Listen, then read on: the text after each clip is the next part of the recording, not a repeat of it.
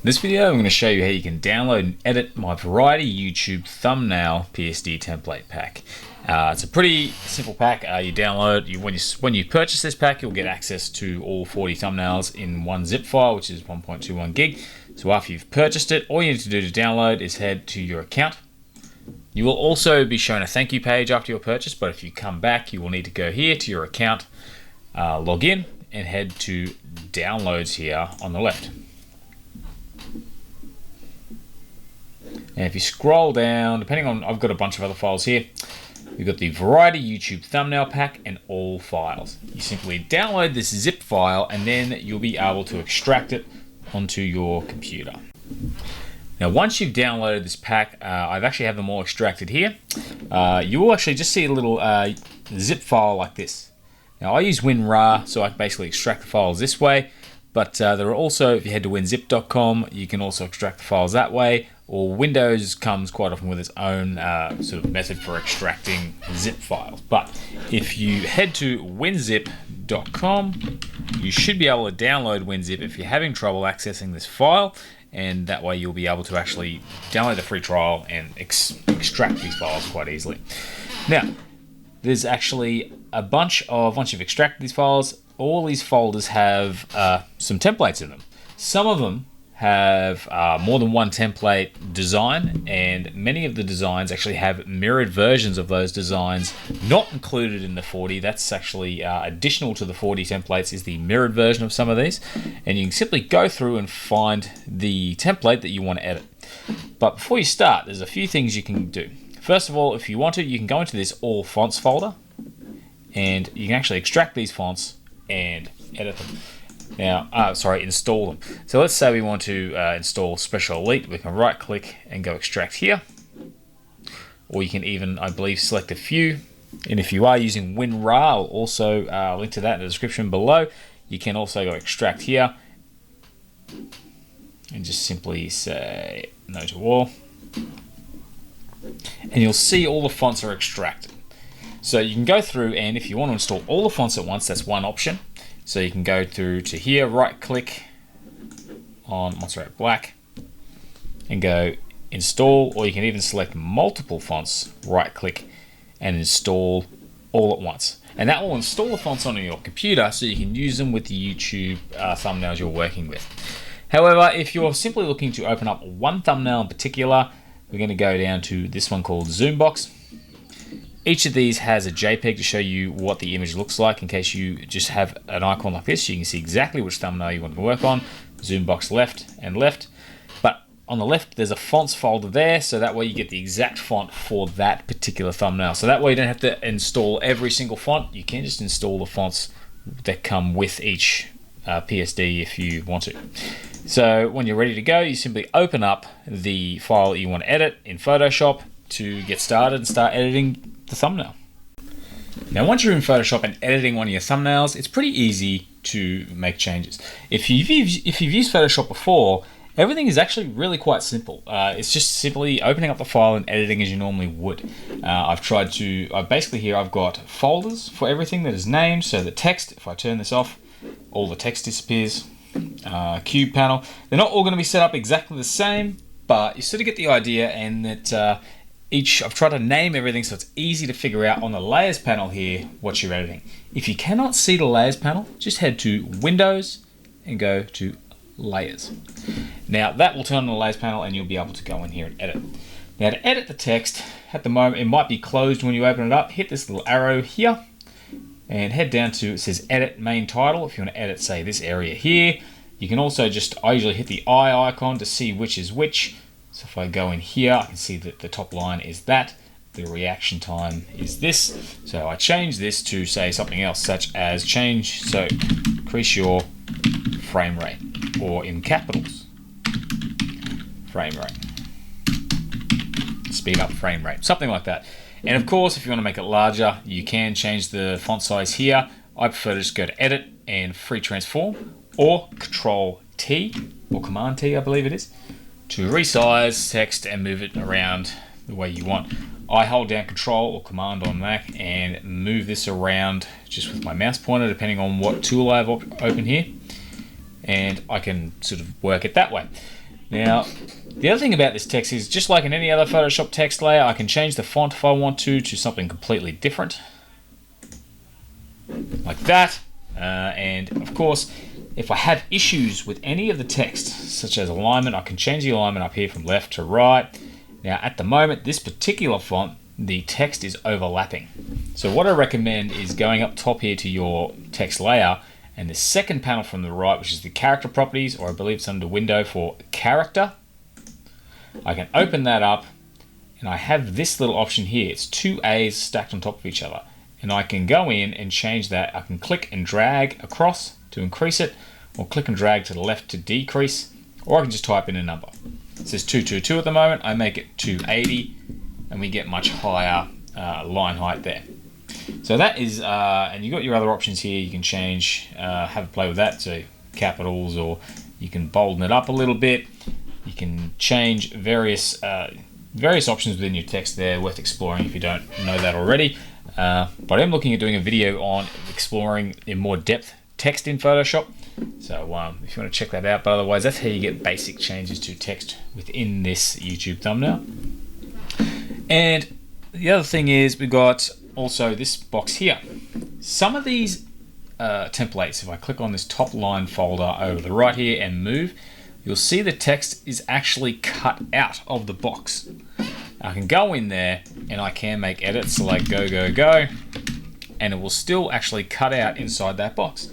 As long as I click the box itself, it'll move both objects, but if I go down and click just the text layer here, it'll move away from the box. So Control Z to undo. So you can actually change the text in the box quite easily. As before, you can change fonts, size, anything you want to do, and it's quite easy to go in and change that. And if you don't want that knockout effect, all you need to do is bring the fill up to full, and it'll bring the full layer visibility through, and you can change the color.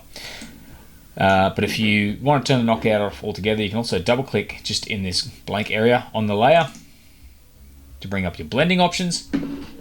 And you'll see here it says knockout shallow. You can just turn that off. I'm going to cancel that, we'll keep that on. Another thing you want to do if we're going to actually add to this is if I say time to increase, and we end up with this issue where the text is too big for the box, just simply click on the box underneath, Control T for free transform, and just increase the size of the box. If you don't want it to increase proportionately, you can hold down Shift and do it that way, or you can simply untick this link up here and do it without holding anything down. And then I click back on top line and I move this over here. And that's how you can change basic text on these thumbnails. It's pretty easy. If you've ever used Photoshop for more than a couple of times, you'll understand how the text works. But it's pretty straightforward. Now, the other thing is there's panels and there's images and things like that within these thumbnails. So where I've got in the panel here, insert image here, that is just where this main image is right here. So I've got something open off over here on the right. I'm going to just quickly copy that image. So I'm highlighted this image. I'm going to go edit and paste. You can also place an image in here if you want to, but I'm just going to paste an image in there for now. And you can see this image fits in nicely like that. So the image is easy to actually place in there, and it just sits above the old image, so you can delete this layer if you want by hitting the trash can. And then you've got your new image there that you can keep. And of course, if I move this across a little bit more, once again I'm holding down Control and dragging that, then I'm going to minimize this text. You see we've got here cube panel. I can actually, again, I can hit Control T for free transform, and I can move that panel across if I want to. Or if I sit out just outside of the free transform, I can rotate it and get a different effect again and hit OK. So you can move the panel around, but there's also something else. I've tried to use for most of the vector objects, any blocks such as this, I've tried to use a color overlay blending mode across all of these templates so you know exactly where to look if you're looking to change the color of something. So if I open up the text again, and in top line I've got box under top line, and it has here under effects, color overlay. If I double click on color overlay. Here is where I can change that. You'll see the box here. If I click, it's sitting on multiply because the box is white. If I click this and make it, say, a dark blue, or even just say a yellow, which I'm doing over here, moving around over here, a yellow, click OK. I've got a yellow color overlay for this box, and I click OK. If I don't think the yellow works with the cube panel, then I click on the cube panel. Once again, I have a color overlay here. I double click on that, and I can change this setting from blue to yellow, and you get a bit of an effect because of the colors in the image. So I can actually just simply scroll through, see what kind of effect I get. Maybe I like the orange, and I get a completely different looking object there. It may or may not like that color, but that just shows you the flexibility you have with these blend modes. And of course, there's top and bottom lines here, above and under the photo. If I open those up, they have individual color overlays. So I can decide I'm gonna make one just pure white. So that one's white at the top. I can double click on this one and make it red. So color overlays is what I've used for a lot of the objects that have basic colors basically overlaid. So this is a very easy and simple way for you to change the colors of these templates using the blending mode and the color overlays. So that's pretty much it. Wherever you see insert image here, you want to paste your image just above that layer, and you've got different effects like blending options to play with. They're not all these templates are going to be the same. They're going to be little differences, but I've tried to make them as similar as possible in the way that you change things. So once you've worked with one, you understand almost all of them. Now I've got another one here we're going to look at, which is zoom box. You see here we've got someone who is cut out. I've tried to only do this on a few templates because cutting out people is a skill in itself, and if you don't have the skill to cut out people, then all these templates, if they all had cutout people on them, it might not work the way you want it to. So I'm actually going to go into another image I have off screen over here, and I'm just going to once again copy an image. I'll come over here, and once again I've got these folders sitting off to the right. Now the background has like this background image. I can turn that on or off. I can change the color of this if I want to. It's actually just a flat panel, so I can just simply get the paint bucket tool and make it a different color. But that's just the basic background. And once again, if I go into text, you've got the top line, you've got the box under the text. I can double click the color overlay, change that to something completely different like this red color. And you can have a bit of fun with the colors there as before, but where it says here, cut out photo, I'm going to open that up. You see there's a picture of a man here. I'm going to actually delete that, and I'm going to paste in a new one. But the problem is that this image isn't cut out. I do have a separate video I'll link to below which shows you how to cut people out by hand if you find this simple approach doesn't work. I'm going to go to select and subject, and it selects the subject. Once I have that selected, I'm going to go down the bottom here to this little masking. It's like a square with a circle in it. I click that and it masks the image. So now we have this cutout effect on the image, which is actually applied to this folder. So you don't have to worry about applying effects to the image itself because the effects are applied to the folder. And there's actually a hue and saturation layer here. If I move that up, it'll make her black and white. So you can actually keep the same effect if you move the image under this hue and saturation layer. There's a few options there like that just to simply get things looking the way you want. Pretty straightforward, and it's pretty easy to use. The other one is there's going to be some other adjustment layers, much like this hue and saturation here. If I head to liquid scent, we've got the same thing again. The text has a box. If I click on the box here, you'll notice some of these have masks. If I click on the mask and hit Control T, it'll actually move both things if I want to unlink this. If I unlink this, I can actually just change the size of the mask if I want to and make it larger. Or I click the image on the left, hit Control T, and just make the box itself bigger if I need to do that. So you've got little options like that as well. Now on to the adjustment layers. For one, I've got a top and bottom shadow. That's not really, it's just a shadow you can turn on or off. but I have a gradient map here. And the reason is if I turn this off, this is what the image actually looks like. So I'll turn that back on, and I've got another image here I'm going to grab. And if I paste that in, you'll see we can maintain the same effect on this image. There is an overlay on the top because I have also another image over the top of that there, but we'll turn that off. So we have liquid ascent, but we have this different image, and you can see how different the image looks.